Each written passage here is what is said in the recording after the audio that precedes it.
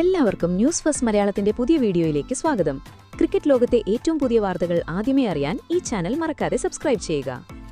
ലോകമെമ്പാടുമുള്ള ക്രിക്കറ്റ് ആരാധകരുടെ മനസ്സിൽ എക്കാലത്തും ഏറ്റവും മികച്ച നായകനായി വാഴുള്ള മഹേന്ദ്ര സിംഗ് ധോണി എന്ന ഇതിഹാസം ഒരിക്കൽ കൂടി തന്റെ മൗനം വെടിയുകയാണ്. എന്നാൽ ഇത്തവണ ആ വാക്കുകളിൽ കേവലം ഒരു നിരാശയല്ല, മറിച്ച് അഗ്നിപർവ്വതം കണക്കെ തിളച്ചുമറിയുന്ന രോഷവും സങ്കടവുമാണ് നിറഞ്ഞു നിൽക്കുന്നത്. സൗത്താംപ്ടണിലെ ചരിത്രമുറങ്ങുന്ന റോസ് ബൗൾ ക്രിക്കറ്റ് സ്റ്റേഡിയത്തിൽ ഇംഗ്ലണ്ടിനെതിരെ നടന്ന അഞ്ചാമത്തെയും അവസാനത്തെയും T20 പോരാട്ടത്തിൽ ഇന്ത്യൻ ക്രിക്കറ്റ് ടീം ഏറ്റുവാങ്ങിയ ദയനീയവും ലജ്ജാകരവുമായ പരാജയത്തിന് പിന്നാലെയാണ് മുൻ നായകൻ തന്റെ ഉള്ളിലെ കോപം യാതൊരു മറയുമില്ലാതെ ലോകത്തിനു മുന്നിൽ തുറന്നിട്ടത്.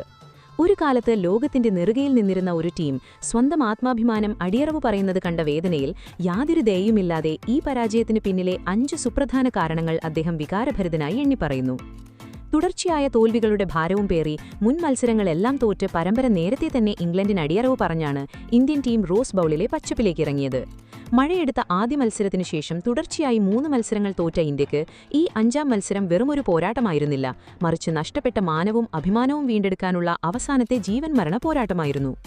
ടോസ് എന്ന ഭാഗ്യം നായകൻ ശ്രേയസ് അയ്യരുടെ വഴിക്ക് വന്നപ്പോൾ പിച്ചിലെ ഈർപ്പവും അവിടുത്തെ കാലാവസ്ഥയും കണക്കിലെടുത്ത് ആദ്യം പന്തെറിയാൻ അദ്ദേഹം തീരുമാനിച്ചു.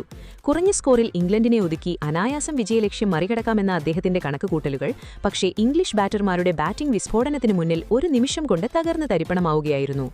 തുടക്കത്തിൽ തന്നെ ഇംഗ്ലീഷ് ഓപ്പണർ ഫിൽ സാൾട്ടിനെ വെറും 6 റൺസിന് പ്രസിദ്ധ് കൃഷ്ണയുടെ പന്തിൽ സൂര്യയുടെ കൈകളിൽ എത്തിച്ചപ്പോൾ ഇന്ത്യ ഒരു മികച്ച തിരിച്ചുവരവ് സ്വപ്നം കണ്ടു. എന്നാൽ പിന്നീട് റോസ് ബൗളിൽ അക്ഷരാർത്ഥത്തിൽ ബൗണ്ടറികളുടെയും സിക്സറുകളുടെയും ഒരു മഹാമാരിയാണ് പെയ്തിറങ്ങിയത്.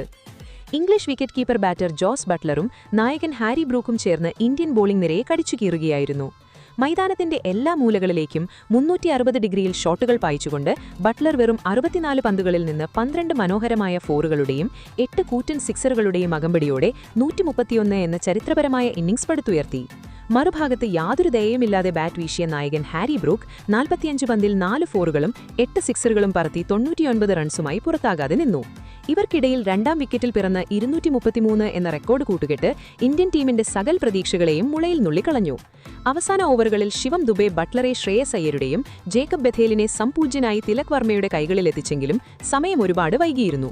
ഒടുവിൽ വിൽ ജാക്സ് കൂടി 2 പന്തിൽ പുറത്താകാതെ 7 റൺസ് നേടിയതോടെ നിശ്ചിത 20 ഓവറിൽ 3 വിക്കറ്റ് നഷ്ടത്തിൽ 256 എന്ന ആരും സ്വപ്നത്തിൽ പോലും ചിന്തിക്കാത്ത പടുകൂറ്റൻ സ്കോറിലേക്ക് ഇംഗ്ലണ്ട് നടന്നു കയറി. ഇന്ത്യൻ ബോളിംഗ് നിരയുടെ അവസ്ഥ പരമദയനീയമായിരുന്നു. പ്രിൻസ് യാദവ് 4 ഓവറിൽ 60 റൺസും അക്സർ പട്ടേൽ 4 ഓവറിൽ 63 റൺസും വിട്ടുകൊടുത്തപ്പോൾ അർഷ്ദീപ് സിംഗ് 33 റൺസ് വഴങ്ങി വിക്കറ്റൊന്നും നേടാനാവാതെ നിസ്സഹായനായി നിന്നു. 256 എന്ന ഈ കൂറ്റൻ ലക്ഷ്യം പിന്തുടർന്നിറങ്ങിയ ഇന്ത്യൻ ബാറ്റിംഗ് നിര ചീട്ടുകൊട്ടാരം പോലെ തകർന്നടിയുന്ന കാഴ്ചയാണ് പിന്നീട് ലോകം കണ്ടത്. ജോഫ്ര ആർച്ചറുടെ പന്തിൽ വെറും 5 പന്തിൽ 3 റൺസുമായി ഓപ്പണർ അഭിഷേക് ശർമ്മ ജോസ് ബട്ട്ലർക്ക് ക്യാച്ച് നൽകി മടങ്ങി. തുടർന്ന് ക്രീസിലെത്തിയ സാൻജു സാംസൺ 14 പന്തിൽ 3 ഫോറുകളും 2 സിക്സറുകളും ഉൾപ്പെടെ 27 റൺസ് നേടി മികച്ച പോരാട്ടവീര്യം കാണിച്ചെങ്കിലും സാം കറന്റെ പന്തിൽ ബഥേലിന് ക്യാച്ച് നൽകി അദ്ദേഹവും പവലിയനിലേക്ക് മടങ്ങി. 3ാം നമ്പറിൽ ക്രീസിലെത്തിയ ഇഷാൻ കിഷൻ ഒറ്റയ്ക്ക് പൊരുതി 35 പന്തിൽ 7 ഫോറുകളുടെയും 2 സിക്സറുകളുടെയും സഹായത്തോടെ 56 റൺസ് നേടി അർദ്ധ സെഞ്ചുറി തികച്ചു. എങ്കിലും ഒരു വശത്ത് വിക്കറ്റുകൾ തുടർച്ചയായി കൊഴിഞ്ഞുകൊണ്ടിരുന്നു. നായകൻ ശ്രേയസ് അയ്യർ 16 പന്തിൽ 4 ഫോറുകൾ സഹിതം 28 റൺസ് നേടിയെങ്കിലും ലിയാം ഡോസന്റെ പന്തിൽ സാം കറന് പിടി നൽകി മടങ്ങി.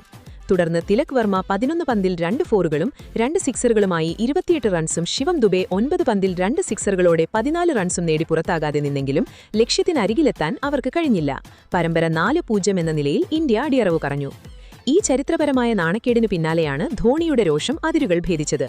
ഇതുപോലൊരു ഇന്ത്യൻ ടീമിനെ താൻ മുൻപൊരിക്കലും കണ്ടില്ല എന്ന് അദ്ദേഹം തുറന്നടിച്ചു.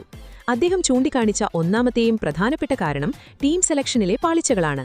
പ്രത്യേകിച്ച് 15 വയസ്സ് മാത്രമുള്ള യുവപ്രതിഭയായ വൈഭവ് സൂര്യവംശിയെ അവസാന മത്സരത്തിൽ നിന്ന് ഒഴിവാക്കിയത് വലിയ തെറ്റായിപ്പോയി എന്ന് അദ്ദേഹം വിശ്വസിക്കുന്നു. കഴിഞ്ഞ മത്സരങ്ങളിൽ തിളങ്ങാനായില്ലെങ്കിലും ആത്മവിശ്വാസം വീണ്ടെടുക്കാൻ ആ യുവതാരത്തിന് ഒരവസരം കൂടി നൽകേണ്ടതായിരുന്നു.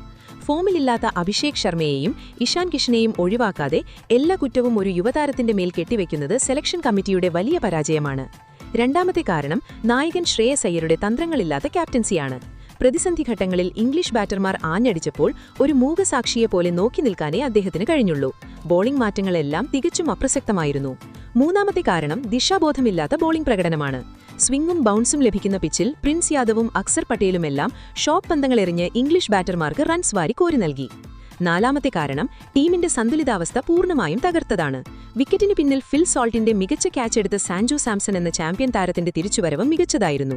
എങ്കിലും ഒരു സീനിയർ താരത്തെ പുറത്തിരുത്തുന്നതിനു പകരം വൈഭവ് എന്ന യുവതാരത്തെ ബലിയാക്കുന്നത് ടീമിന്റെ വിജയ സംസ്കാരത്തെ തകർക്കുന്ന നടപടിയാണ്. അവസാനമായി ടീമിന്റെ നഷ്ടപ്പെട്ട ആത്മവിശ്വാസവും പോരാട്ടവീര്യമില്ലായ്മയുമാണ് അഞ്ചാമത്തെ കാരണം. ഇംഗ്ലണ്ട് സ്കോർ 200 കടന്നപ്പോൾ തന്നെ ഇന്ത്യൻ താരങ്ങളുടെയും നായകന്റെയും മുഖത്ത് പരാജയഭീതി നിഴലിച്ചിരുന്നു. ഗംഭീരിന്റെ പിടിവാശികൾ ടീമിനെ നാശത്തിലേക്കാണ് നയിക്കുന്നതെന്നും ധോണി ആഞ്ഞടിച്ചു. ധോണിയുടെ ഈ വാക്കുകൾ ഓരോ ഇന്ത്യൻ ആരാധകന്റെയും ഉള്ളിലെ വികാരമാണ്. ശ്രേയസ് അയ്യരെ ക്യാപ്റ്റൻസിയിൽ നിന്ന് മാറ്റണമെന്നും വൈഭവിനെ പുറത്താക്കിയത് വലിയ തെറ്റാണോ എന്നുള്ള നിങ്ങളുടെ വിലയേറിയ അഭിപ്രായങ്ങൾ തീർച്ചയായും താഴെ കമന്റ് ബോക്സിൽ രേഖപ്പെടുത്തുക.